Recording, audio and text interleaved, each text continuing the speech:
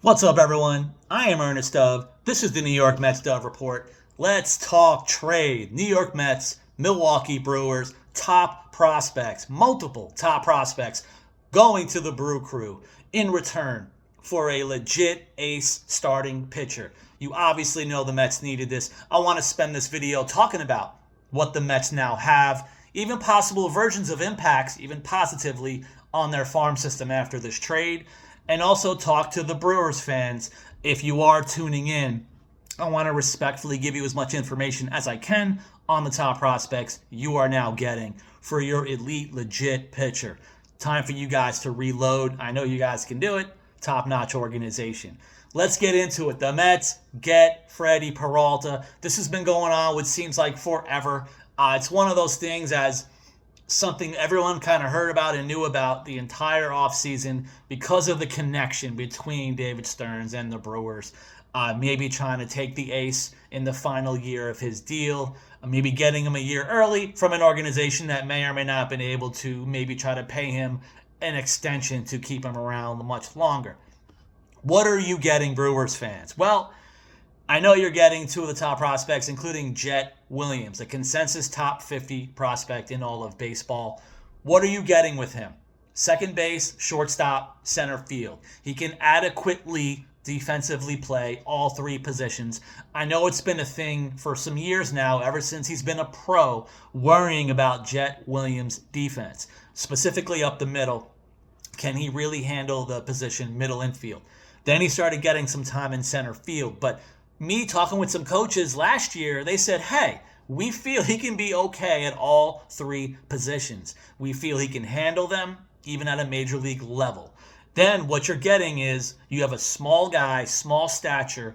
He's got pop in his bat. He's got a lot of speed. He's going to steal bases. He's going to get on base. He's a guy you could actually bat first or ninth in Major League Baseball, take advantage of the speed and the OBP. Obviously now he's one of those guys in my recent videos when I said, hey, which top 10 prospects would I be willing to part with in a trade for a stud? I was talking Jet Williams and Brandon Sproat, who I'll talk about in a second.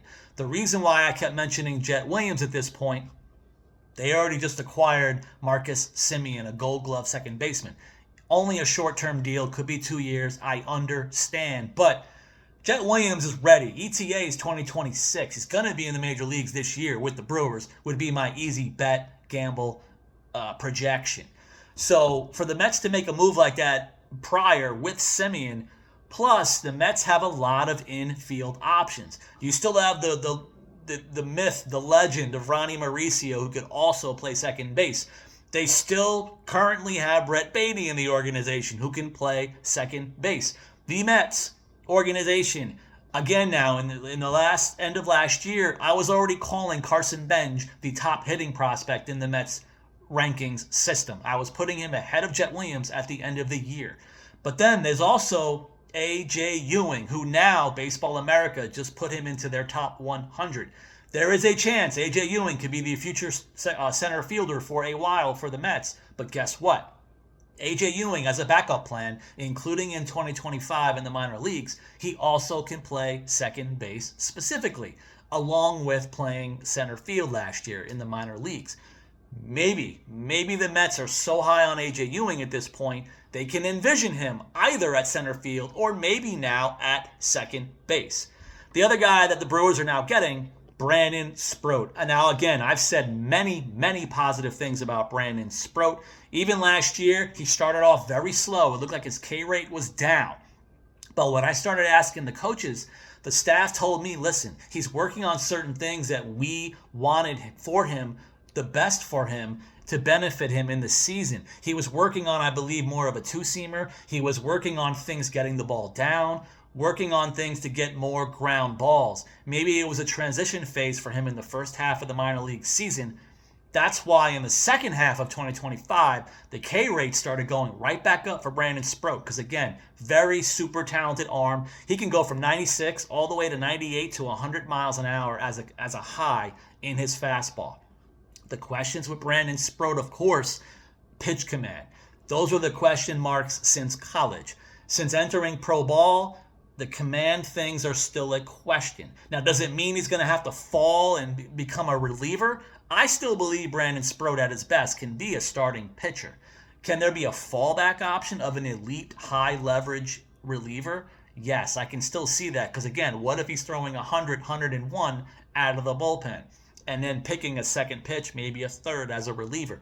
I still say for now, Brandon Sproat, the Brewers fans can still think of him as a starting pitcher. His ETA could be out of camp, to be honest. Again, he got a small cup of coffee last year at the end of the year with the Mets. But now he's going to have a full offseason, full spring with the Brewers. I wouldn't be shocked if he breaks camp in their rotation one way or another on the 26-man. Either way, the Brewers are getting two very talented players. But I know a lot of my fellow Mets fans out there, fans of my show on the Dove Report, I know you guys were worried about me crying and being sad. This is a sad time. These are two legit top prospects I've been excited about since both were drafted in their particular drafts. It's just that. The Mets now have a top 5 farm system. They have depth everywhere, including middle infield, and of course the pitching between pen arms, rotation arms. The Mets have all of them. Overall, what do I truly think of doing this? A top 50 prospect and a guy that I think Brandon Sproat belongs in the top 100. So basically, in my opinion, it's two top 100 prospects for a rental. Doesn't sound like a great idea. I understand the logic. Well, what if they just extend Peralta? Then nobody cares, right? So either way, I say it's a fair trade. Probably on to the next one. I'll be worried about the next deadlines. I don't even know if we'll make it through the winter without me losing any more prospects. But you have to say this should be graded as a fair trade for both parties involved. Why would the Brewers want two guys at this level? I would think because the Brewers are such a successful organization, they're probably not just trying to rebuild. This is a retool. Both of these players could honestly, realistically break camp on the Brewers' active roster.